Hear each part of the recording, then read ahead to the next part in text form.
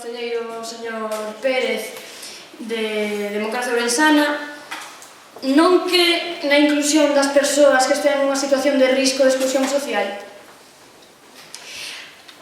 A integración social non se consigue con pequenas axudas, como por exemplo as axudas de libros, das que falabas, axudas que son de tipo asistencialista e que nos retrotraen ao peor da beneficencia que se facía antes nos servicios sociais. A integración social faise a través de plans de integración individualizados, é así como se traballa.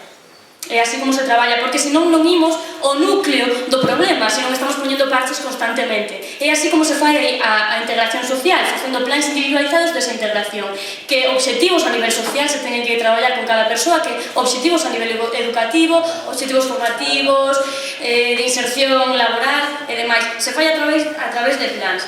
Como se financia isto? De onde sacamos esa partida que falaba o profesor? Pois, por exemplo, do 1 millón de euros que en publicidade institucional se gasta este concello. 1 millón de euros en publicidade institucional, por exemplo, de aí. Eso para emerxencia social e integración das persoas que están en situación de risco e exclusión social. Si se quere, pódese. O que pasa é que hai que ter prioridades. E o foco das prioridades ten que estar no social.